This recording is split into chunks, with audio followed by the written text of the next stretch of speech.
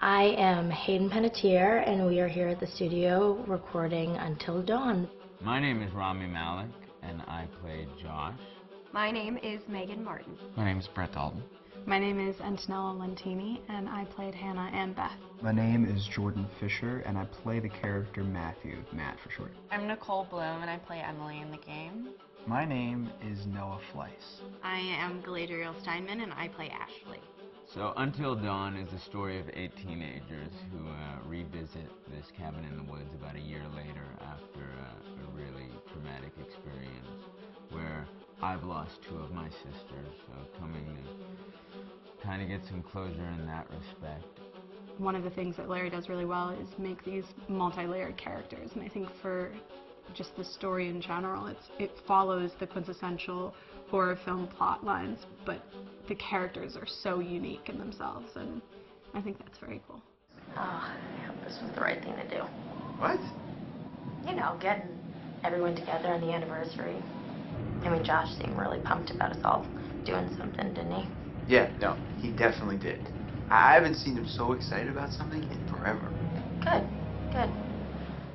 Sam and I have a few things in common, such as being huge lovers of animals, and she's a huge animal lover. She's vegan. She is a pacifist. I'm not quite sure if I'm going to go as far as saying that I'm a pacifist, but she's spunky and cool. I know that she, I think, is made fun of a little bit by the rest of them who think that her morals and her beliefs in that area are a little ridiculous and they don't agree with them, but she doesn't care. It doesn't stop her from being herself, and that's something that I hope I have in common with her.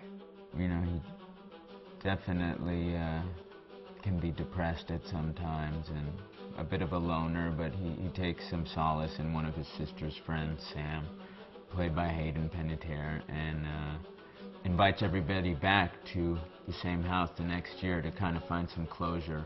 Jessica she has a whole lot of personality. She is definitely the sort of mean girl character that, you know, at school she knows she's pretty, she knows that boys like her, and she's going to use it to her advantage. He's got a big heart, and you can tell that that's very evident, especially how he treats his girlfriend, Emily, and, you know, he's kind of a meathead, but in the best way possible. She really knows what she wants, and she manages to get that from whomever it is, whether it be Matt or Mike. You know, she's really driven, and I can definitely relate to that. My character is Chris, and he is what society might consider the nerd of the group, and he kind of embraces it. Ashley she's a little more serious than some of the other girls.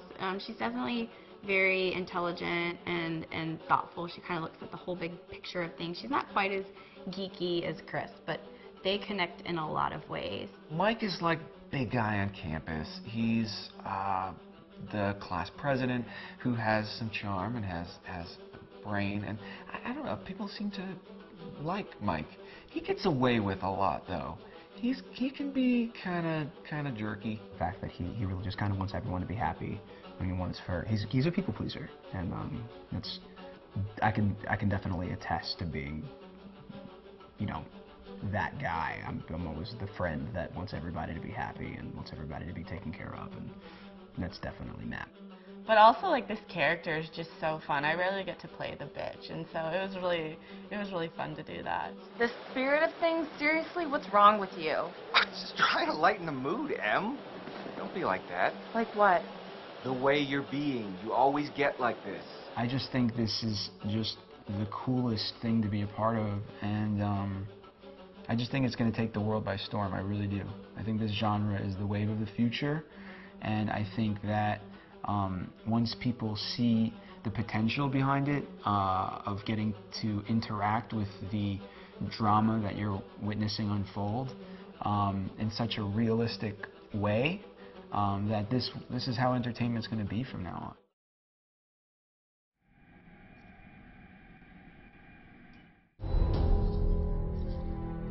Hi, this is Lee Robinson, production designer on Until Dawn. The production design for Until Dawn started with the great teen horror script that sets the characters in a Canadian winter mountain lodge, being a contemporary setting with visual clues derived from classic films of that genre, such as Hitchcock's Psycho and Stanley Kubrick's Shining. The storyboards are vital to the production design, as it allows the designer to understand the scale of the environments to be made and the detail that would be seen to create the atmosphere of a horror. This took us into concepts that took these storyboards further, visualizing the world through the color palette, the lighting, tone and the mood, and developing key locations such as the lodge, the cable car stations, the forests themselves, the wilderness. As you can see, the environments and atmospheres change quite a bit from warm and inviting to cold and threatening. The Millionaire's Mountain Lodge was a key example. It was designed to be made from nearby stone and timber, embedding it into the landscape, with a contrasting and contemporary interior needing to be opulent and extravagant. We created dark and claustrophobic corridors with ominous and large open spaces, almost cathedral-like in size, and with huge structures to silhouette and dwarf the characters within, providing a labyrinth to explore and wander. Each character was developed with a strong visual identity in mind, with contrasting colours, tones and silhouettes to identify them, each to have their own texture, pattern and shape, so that when they were lined up you could always identify them. The costume designs allowed a range of clothes that would suit them for the cold winter weather, but also have an element of style and individualism, so that the audience could look at them and relate, recognizing themselves within them. A lady would like to cuddle up with her man by a nice cozy fire bathed in atmospheric mood lighting. Right. It'll get plenty toasty once we're rubbing up against each other. Mike. Yeah. Fire and mood lighting. Yes. Working with the lighting artists, we really brought the look and feel of the world together, and this required a thorough understanding of the visual language of teen horror. A key scene was where all the characters emerge out of the rear of the lodge chasing Hannah. A contrast is evident straight away from the exterior wilderness to the warmth of the lodge. The attention to character lighting here is through the bounce and rim lighting, accented colours and composition, creating characters that come from the dark into the light and back again with an emotional effect. Guys! There's someone outside. What the hell? Anna! What's going on? Where's my sister going? It's fine. She just can't take a joke. It was just a prank, Han.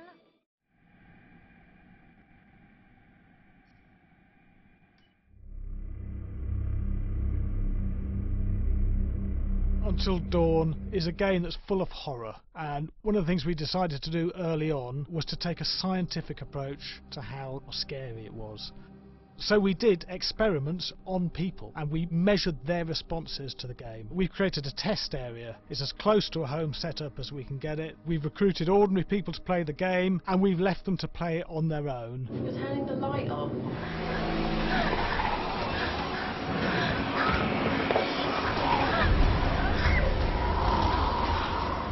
The only difference is it's rigged with cameras and microphones that relay the data through to the next room where people are watching them play. Bracelet here we use for biometric testing. It measures the player's emotional response. It's called a galvanic response sensor. It makes contact with the user's skin and it measures the electrical conductivity across their skin. It's the same principle as an old-fashioned lie detector. When you're stressed, you sweat a little, very sensitive, it picks up tiny changes if the player is feeling anxious or scared. That data is fed back to a testing team, it comes through as a graph. I'm so sorry.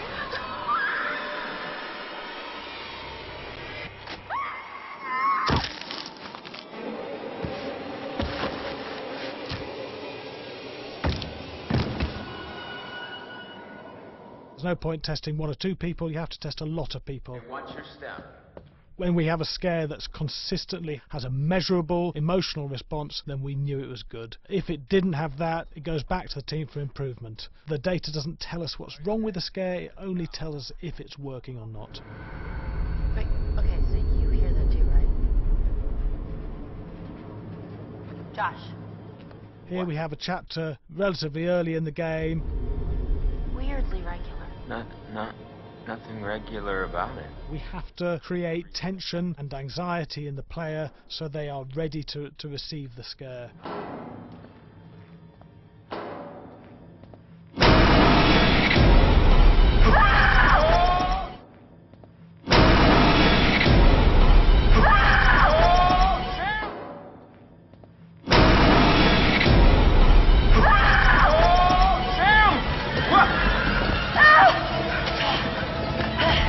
Give the player time to recover, to cool down, to calm down, and then start building the tension again before we do the next scare. Hey. What? Hey. What the hell? Boom. You just got mugged.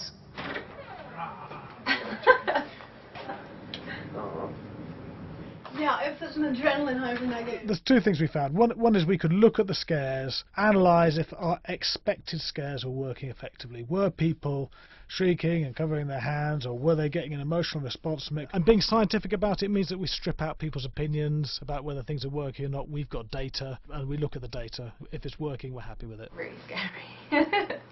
Bit scared and wanting to get away. I actually maybe a bit scared to play on my own, but in a room with the lights on, yeah, with some other people as well, yeah, maybe. But because I'm a scaredy cat, I would play with someone in the room and the lights on. It was one of the scariest games I've played in a long while.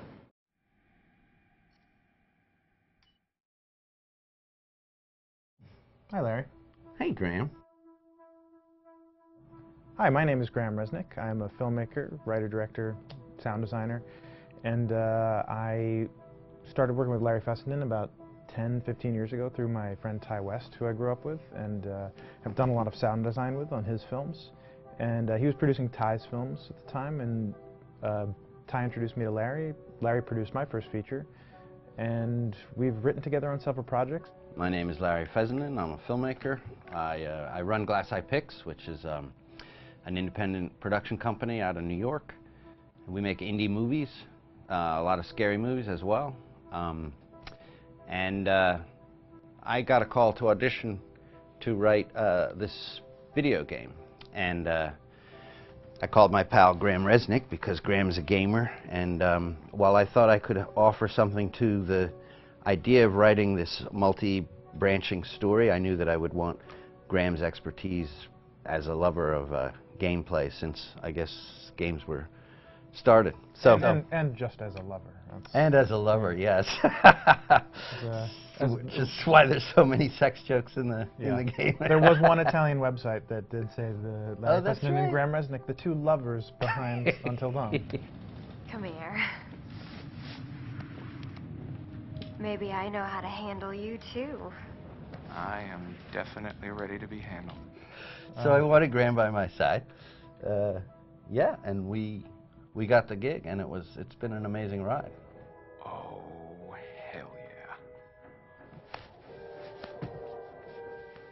Oh my god. She's taking her shirt off. What?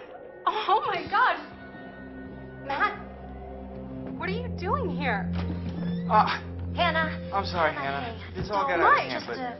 So in the game, the basic setup is that a year prior to the game's start, all these kids had gone up to a ski lodge that was owned by the parents of one of the kids, or a couple of the kids, and some of the teenagers played a prank on some of the other teenagers, and the terrible tragedy occurred when a few of them, two sisters, ran out into a blizzard, and were never seen from again.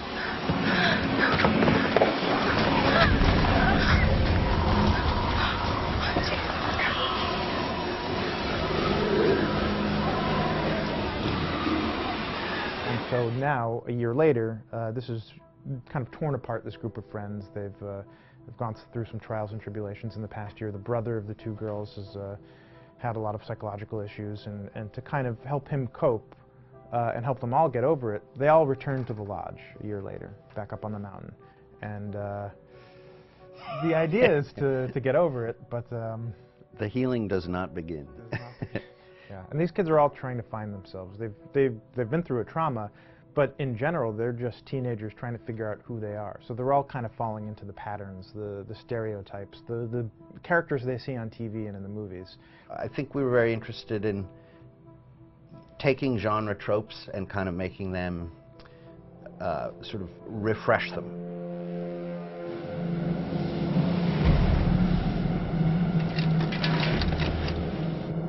Hey, did you see that? Dad said it'd just be us this weekend. We're familiar with how slasher movies work.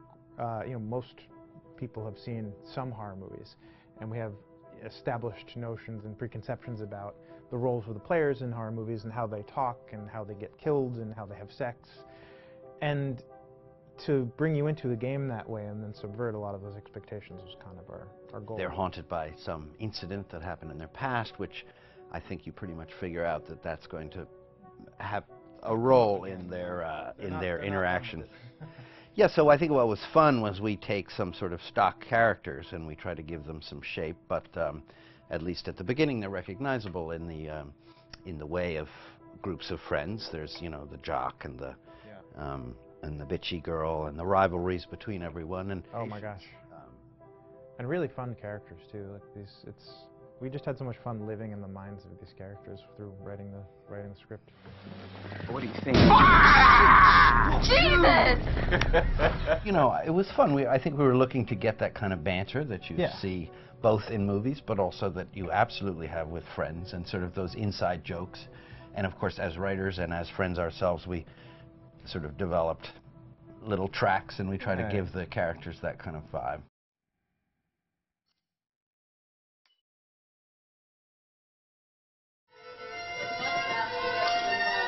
Yeah, fast and violent.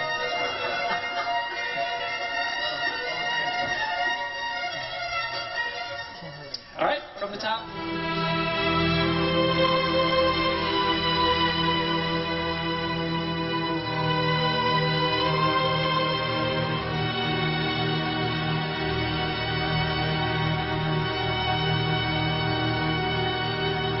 My name is Jason Graves, and I'm the composer for Until Dawn.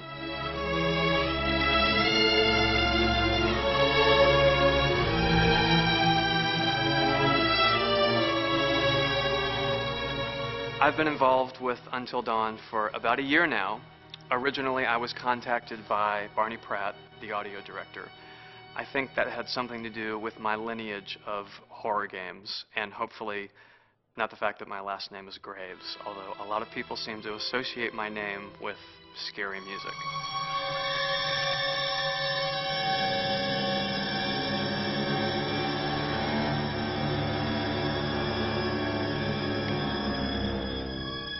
One of the things that was really exciting about working with Barney and the team at Supermassive is they really wanted something unique for the music. They wanted the music to stand out and be a character on its own in the game.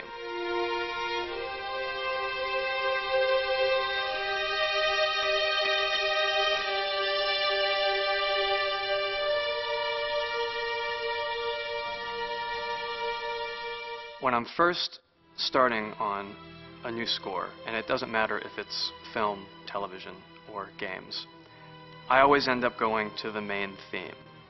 Sometimes the developer or producer isn't even necessarily interested in the main theme at the beginning. I just want to do it for myself, because for me the main theme is the identity of the game.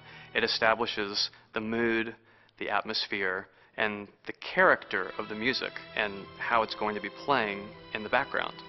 And that's what we did with Until Dawn. That was actually my demo pitch to Supermassive Games. I put a main theme together, recorded all the instruments at my studio, and sent it to them. And they liked it. We actually ended up recording that exact theme, all the instruments and everything, live here at Ocean Way probably 9 months ago. And that's what we've been using in all the demos for the game, and that's the final version of the theme that is the main theme that you'll hear on the menus and in some key pieces of gameplay.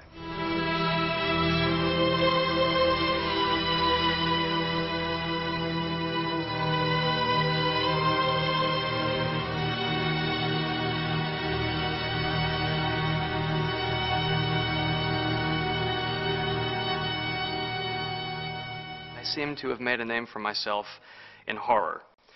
And there's something about scary music, I think it's maybe the lack of rules. The biggest rule in scary music is there are no rules, so you can do anything you want, and actually, if you end up doing things that don't feel like they would work out together, they kind of clash, and it ends up being even more effective for scary music. So that's what really drew me to Until Dawn, was the textures, plus writing thematic material that is interwoven with the scary textures. I haven't really done anything like that before. Usually it was just all tension all the time, and that's fun and it's great. But I'm actually at heart a very melodic composer. That's the kind of music I love listening to, and that's the kind of music I love writing. That's the kind of music I got to work on in Until Dawn. Very nice. Same thing.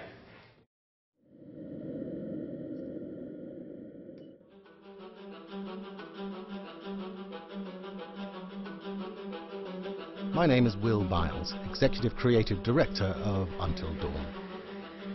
The first part of getting a believable facial performance in-game is to capture, topographically, the actor's range of emotional expressions as separate versions of the same head. Every tiny nuance gets digitized and merged, effectively creating a model that can recreate every facial movement that the actor makes. Once the topography has been recorded, the actor's performance itself can be captured by using a predetermined set of marker points, drawn precisely on the face, and a high-def helmet cam, wirelessly linked to capture devices. The camera is the small box where it looks like the microphone should be. Outro Sam. Mark. It records in high def the movement of the dots throughout the performance that will drive the expressions captured earlier. Unlike other systems, this form of capture is far less lossy because there are fewer interpretations between performance captured and performance rendered finally in-game. The audio is also recorded via two separate lavalier mics attached to the helmet. It takes a while for the actors to acclimatize to carrying around the recording devices and the helmet cams, but very soon the shoot becomes similar to any other effects shoot or a green screen shoot. The actors in these scenes are only recording facial animation, but use cursory body movements for pacing. Wait, and maybe we should all stick together and find everybody and make sure that we're all okay, so... 1-1, the year before the prank. Take 2, Mark. Other than the other actors, they have to use their imagination for everything and everywhere that they are supposed to be seeing and feeling. Idiot! So dumb! From a hot midday studio in Los Angeles to a freezing midnight mountain in British Columbia.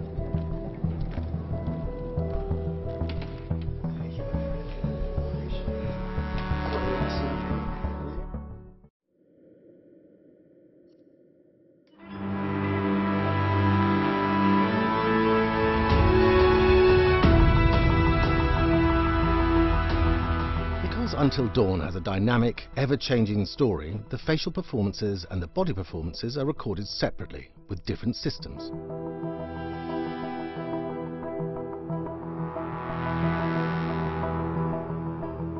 With the body capture, we use reflective bead suits and an infrared camera matrix system that drives the CG bone hierarchies in our character models.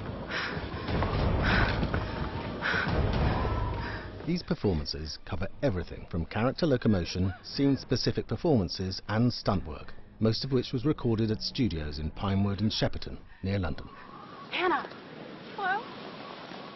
Combining all the elements seamlessly in the final game becomes a formidable editing and logistical task. Every variation, both physical and emotional, must be combined in these multi-edits. Scaffolding props have to stand in for the sets, because the hundreds of infrared cameras have to be able to see all of the reflective beads on the actor.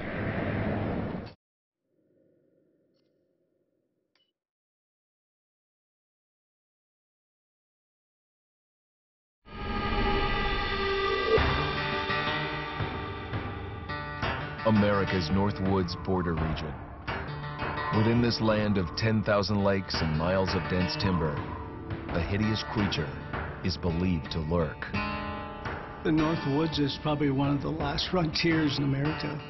There's still a lot of places in this area that hasn't been set foot by man. Monsters and mysteries exist here because it is remote. Up in the North Woods, winters are long. In times of biting cold and isolation, a devouring monster is believed to come forth. It's terrorized native people for generations. Growing up, I was told, like, don't go outside, the Wendigo will get you.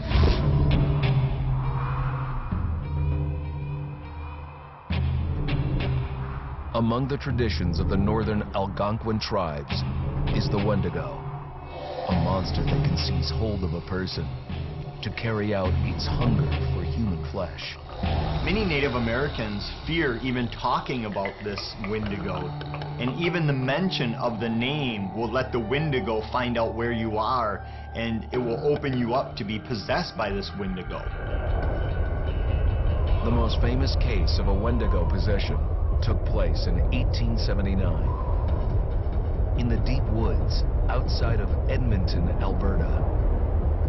Swift Runner, a Cree Indian, was a trapper and a guide. He had left town the previous autumn with his wife, 6 children, and his mother. But when Swift Runner returned in spring, he was alone.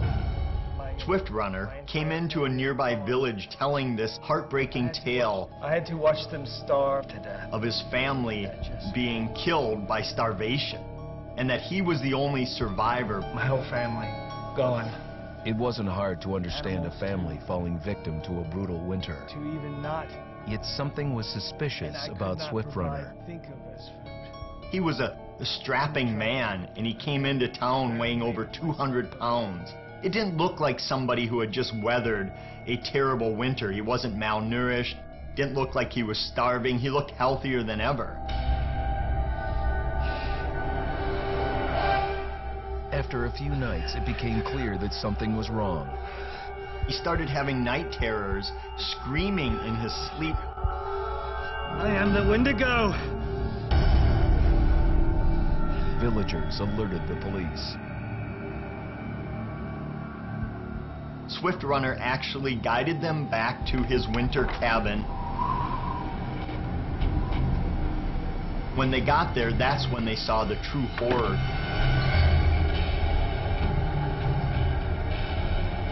Human skulls were scattered around, many bones, some of which had been snapped in half, and the marrow inside had been drained. They had never seen anything like it. Swift Runner had killed his entire family, shooting them, hitting them with an axe, strangling, and then eating most of their bodies.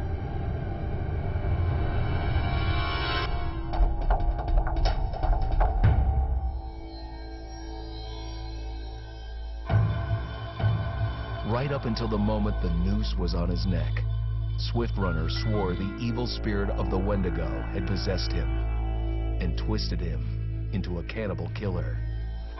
When he was on the gallows, Swift Runner himself said, "I am no longer a man."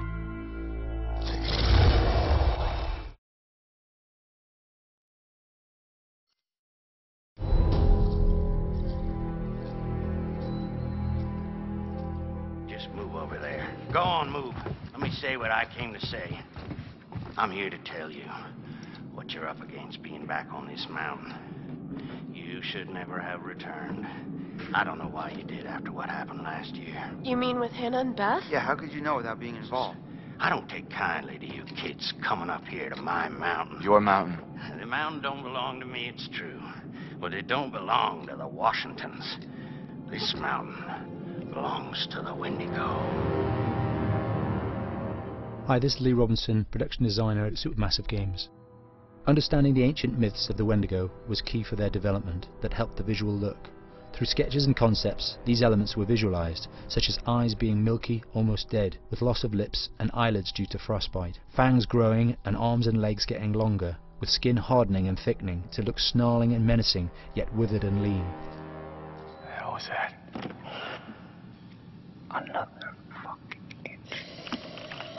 fingers and toenails extending like claws, allowing them to climb effortlessly. We made them look gaunt and weathered, and having ragged remains of clothes they wore. Blood-stained and rotten, with patches of hair still remaining, they retained strong skeletal limbs, which enable them to be agile and quick through the environment. Where are you? My name is Jamie Gallipo, animation director at Supermassive.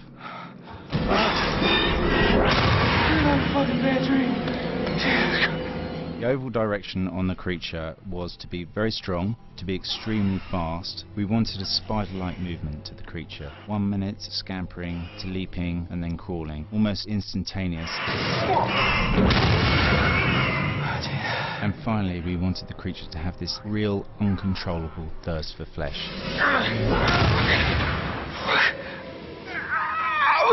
From a sound design perspective, the Wendigo is a real challenge. For the main vocalizations of the Wendigo, we used our own vocalizations, various different animals from the exotic to the farmyard, various plugins and processes to gel these sounds together and keep a human resonance behind that voice, telling the backstory of the Wendigo.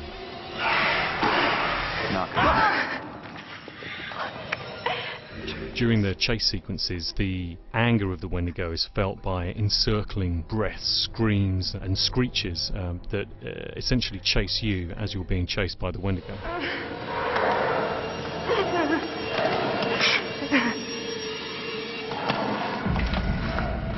We would layer them up in a multitude of layers, sometimes 15, 20 sounds playing at the same time, to build up the vocalizations for this fearsome creature which is always in attack mode, hyperactive and chasing you throughout the game.